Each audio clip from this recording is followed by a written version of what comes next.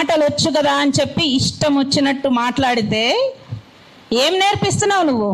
ఏం నేర్పిస్తున్నావు నీ సైన్యానికి, నీ ఫాలోవర్స్కి ఏం నేర్పిస్తున్నావు? నిన్నగాక మొన్న సీరియల్స్లో వేసుకునేటటువంటి వాళ్ళు కూడా వచ్చి మాట్లాడుతున్నారు కదా, ఏం నేర్పిస్తున్నావు ఒక్కొక్కళ్ళకి? ఇది కాదు అని చెప్పి ఎందుకు చెప్పలేకపోతున్నావు? ఒక అంటే ఏంటో తెలుసుకో, డిప్లొమాటిక్ రిలేషన్షిప్స్ అంటే ఏంటో నేర్చుకో. నువ్వెక్కడ ఏ రాష్ట్రంలోకైనా వెళ్ళి నీ పార్టీని ప్రచారం చేసుకో, కానీ అది గౌరవప్రదంగా చేసుకో, ఎవరు కాదనరు. కానీ ఈరోజు నీ సైన్యం, జన సైన్యం అని పేరు పెట్టుకున్నావు కదా, ఆ జన సైన్యం మాట్లాడుతున్నటువంటి మాటలు మీరెవర్రా అసలు? మా వెన్నెలను అనటానికి ఎవరు మీరు?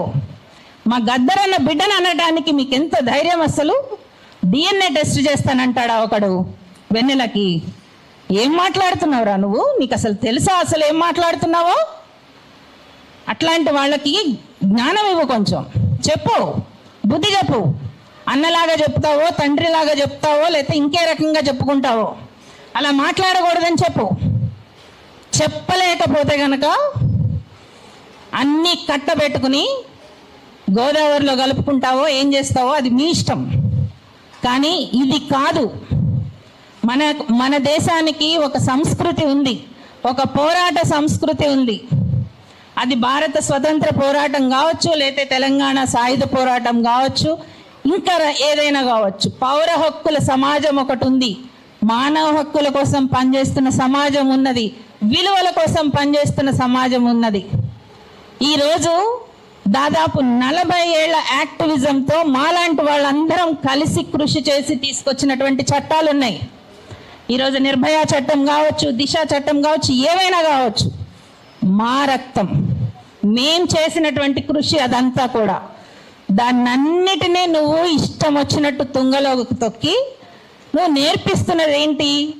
నీ పిల్ల సైన్యానికి బూతులు నేర్పిస్తున్నావు. జాలేస్తుంది. అంటే వెనకాల వెళుతున్నటువంటి వాళ్ళకి ఈ భవిష్యత్ ఏమవుతుంది? వీళ్ళందరికీ కూడా అసలు భవిష్యత్ అనేది ఉన్నదా? బూతులు మాట్లాడితే ఉద్యోగాలు ఇచ్చేటటువంటి ఎక్కడన్నా ఉన్నదా? చదువుకోవాలి.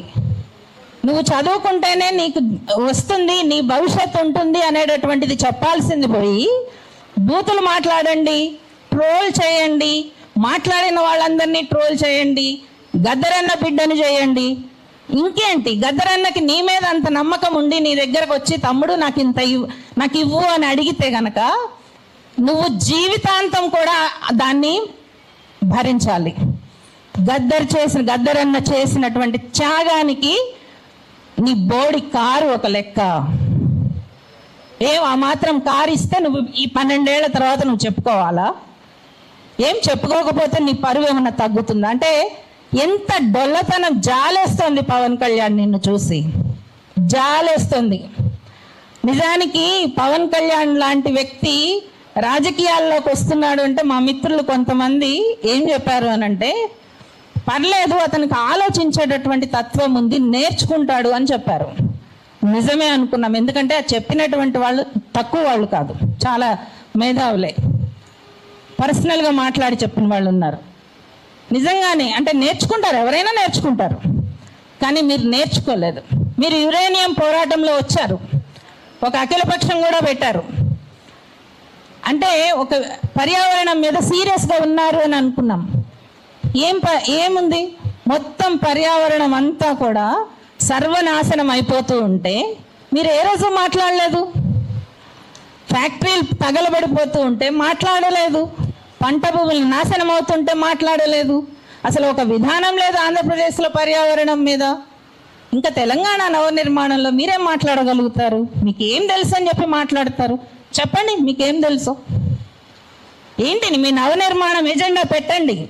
మీ ఎజెండా నచ్చితే ఎవరైనా ఆహ్వానిస్తారు. మీ ఎజెండా ప్రజల ముందు పెట్టండి. ఎవరు అంటలేదు, మీరు అసలు రావాల్సిన అవసరం లేదని అంటలే. ఎజెండా పెట్టండి. రాజకీయ ఎజెండా గనక మీరు పెట్టగలిగితే గనక అంతే స్థాయిలో అందరూ సమాధానం ఇస్తారు, విమర్శిస్తారు, అవసరమైతే తన్ని తగలేస్తారు. అది వేరే విషయం. కానీ మీరు ఎత్తుకోవడమే ఒక విద్వేషాన్ని, ఒక అసహ్యాన్ని మోసుకుంటూ వచ్చారు కాబట్టే తెలంగాణ మిమ్మల్ని క్షమించదు. మీకు ఇల్లు వాకిలి ఉండొచ్చు, అది వేరే విషయం, ఎవరికైనా ఉండొచ్చు. కానీ తెలంగాణ మాత్రం ఎప్పటికీ మిమ్మల్ని మాత్రం క్షమించదు. పవన్ కళ్యాణ్, జాలిపడండి మిమ్మల్ని మీరు చూసి. థ్యాంక్ యూ అక్క. పవన్ కళ్యాణ్ కుటుంబ సభ్యులు, తర్వాత ఆంధ్రాలో ఉన్నటువంటి పెద్ద మనుషుల కుటుంబ సభ్యుల ఆడోళ్ళు అందరూ, మా తల్లులు కావచ్చు, అక్కలు చెల్లెలు అందరూ సజాయక్క మాట్లాడిన మాటలు ఒక్కసారి వినండి. మా ఈ తల్లి ఇక్కడ ఆవేశంకి వచ్చి చెప్పుతో కొట్టింది కదా, ఇప్పుడు మీకు అర్థమవుతుంది ఎవరెవరి గురించి వీళ్ళు ఎట్లా ఎవరిని వదిలిపెడతలేరు వాళ్ళు.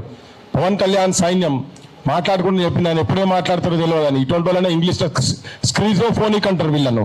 మెంటల్ డిసార్డర్ ఉంటుంది. ఇప్పుడు ఒకటి మాట్లాడతాడు, రేపు ఒకటి మాట్లాడతాడు, ఎల్లుండి ఒకటి మాట్లాడతాడు. అంటే ఇది ఒక రకమైన పిచ్చోడు అన్నట్టు. పిచ్చోళ్ళ సైన్యము మన మీద పడ్డది. ఇప్పుడు నేను దాసు లలిత అక్కను మాట్లాడాల్సింది కోరుతున్నాను. బూత్ పిచ్చోళ్ళు, ప్రాంత పిచ్చోళ్ళు కాదు వీళ్ళు. సభకు కొలిమి సలాములు. ముందుగా పృథ్వీరాజన్నకి, పాషం యాదగిరన్నకి, సూర్యకి, చెల్లె అస్మాకి, వీళ్ళ పైన మెసేజ్లు, భావజాలపు దాడులు జరుపుతున్న వాళ్ళను ఆ తీరును ఖండిస్తూ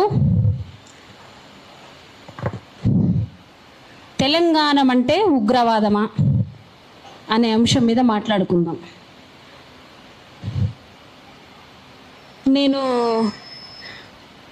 కూట్లెరాయి గురించే మాట్లాడతా. ఏట్లెరాయి చాలా తర్వాత. ఇంకా మేమేడ ఉద్యమాలు చేస్తూ తెలంగాణ ఉద్యమంలో మేము జెన్జీలం. తెలంగాణ ఉద్యమంలో మేము ఉద్యమంలో పనిచేస్తే నీళ్లు, నిధులు, నియామకాలు అని చెప్పిర్రు. అంటే మా పోరాటంలో తర్వాత మా పిల్లలకైనా ఉద్యోగాలు వస్తాయి, ఇంత అంత భూమి లేదు, భూమి వస్తుంది, ఇండ్లు వస్తాయి, తర్వాత ఆంధ్ర పాలకుల దోపిడి విరగడవుతుందని అనుకున్నాం. అట్లా మేము వచ్చినాం. ఇప్పటికీ 12 ఏళ్ళు అవుతున్నా, 13వ సంవత్సరం అవుతుంది రాష్ట్రాన్ని సాధించుకొని ఇంచు కూడా కదలలే. ఆ రోజు ఉన్నటువంటి అంశాలు అట్లాగే ఉండిపోయినాయి. ఇక మా పోరాటం మేము చేస్తాం. ఇప్పటి వరకు నాయన దేశముఖుల పాలన ఉందిరా, పటేళ్ల పాలన ఉందిరా, ఈ పాలన మీద మన్ను పోయ్యా, మాకు సామాజిక తెలంగాణ కావాలి, మా శాఖలో లేలాలి, మా మంగలో లేలాలి, ఒడ్ల కమ్మరోళ్ళ వేలాలి, సబ్బండ కులాలం మేము ఈ రాష్ట్రాన్ని ఏలుకోవాలిరా నాయన అంటే ఏదో బెడద ఉంటుంది కదా, దోమల బెడ, అదేంది మిడతల బెడద, అట్లాంటి బెడద మా రాష్ట్రంలో పాడైంది. తెలంగాణ రాష్ట్రంలో కొంతమంది మీద అక్కలు, ఇద్దరు వాళ్ళ ఆర్గనైజేషన్లో ఉన్న అక్కల పేర్లు వాళ్ళు చెప్పుకున్నారు. వాళ్ళ మీద ట్రోల్సే జరిగినాయి. మాకు బెల్లిలు తక్క తునాతునకలు అయిపోయింది.